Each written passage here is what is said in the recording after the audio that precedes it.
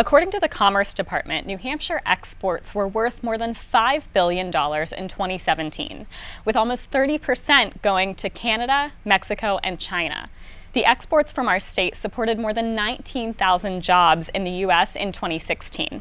Mr. Negron, what specific policies would you support in Congress to make sure that trade and tariffs do not hurt New Hampshire's economy and specifically the North Country? Well, Casey, thank you very much for the question. I think it's important to understand that we're trying to make sure that we keep what advantage we have, but level the playing field as we go forward. And I think that's what the current administration is trying to do. You know, when you start from a position of inferiority, and I think that's what President Trump inherited, we have to look at what's in the best interest of this country.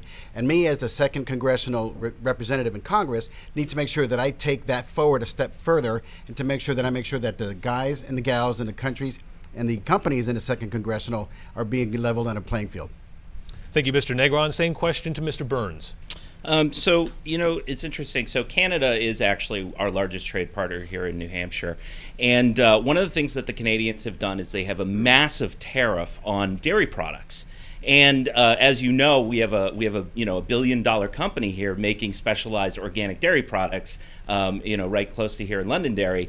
And so, what Donald Trump is doing, I think is correct. We need fair and free trade, but we don't have fair trade right now. And then you take a look at something like Mexico, where we've worked out a really terrible deal with Mexico, where we actually subsidize their mail coming into our country.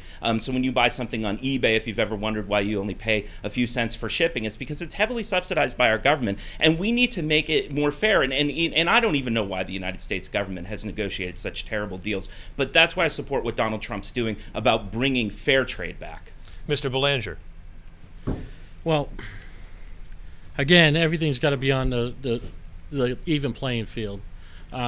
We've just been forgotten about in Washington, and our government has forgotten about the people. The Granite State, if we import something from another country and we're having a hard time and that country doesn't want to get on the same playing field and they don't want to, they want to hold back, then we need to start manufacturing that in our country. We need to get some of these young college students energized to get out there and start companies, start small businesses, and get some of this, get our country to be by ourselves again. We need to be able to manufacture steel, aluminum. We need to make sure that our weapons are built here in the United States. Everything, we need to get back to being a strong nation again and not be beholden to any foreign country. Ms. Blankenbecker. Thank you. So President Trump has always put America first, and I think that this is just another prime example of how President Trump has put America first. We can no longer subsidize other nations. We can't buy the world a Coke.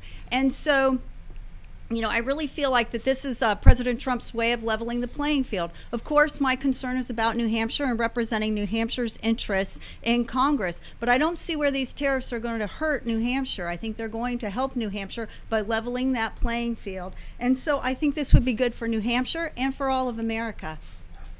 Mr. Levinson. Yes, NAFTA actually created a lot of these inequalities, and they just got worse over the years. So with NAFTA, part of it wasn't even trade. It was to create social progress in Mexico, as well as to a lesser extent establish pathways in Canada. When President Trump saw this, he couldn't believe that this was going on, and he actually said that very early after he took office. And that's the way we have to go forward. We need a level playing field, and of course, we are at a huge advantage because the industries in Canada and Mexico are dependent upon selling their products in the U.S. And while Mexico has already agreed to change some of those practices, Canada will next because they're afraid that the auto industry will be on the table as well, and that's the majority of their export economy. So we have a huge advantage that we could play upon, and the president is finally doing this. It's nice to have somebody that will actually hold people accountable. Mr. Boulogne. I'm going to give a little economic lesson here. Back in the 1800s, corporate tax rates were 1%, and our economy dominated the world. It wasn't even close. And slowly but slowly, the corporate tax rate went up and up and up, and we became less and less competitive on the world market. Corporations don't pay taxes. If a manufacturer manufactures a widget that costs them $10 to make, He sells it to the hardware man for 15. The hardware man sells it to all of you for 20. Well, if you put a corporate tax of $5 per widget, it doesn't cost the manufacturer $10 to make it anymore. It costs him 15. He sells it to the hardware man for 20, and he sells it to you for 25. You pay the tax. In a competitive world, in this entire planet, we need to have a competitive corporate tax rate, and I'd bring it down to 1%, and this economy would take off faster than it's taking off now. Thank you, Mr. Beloin. Our next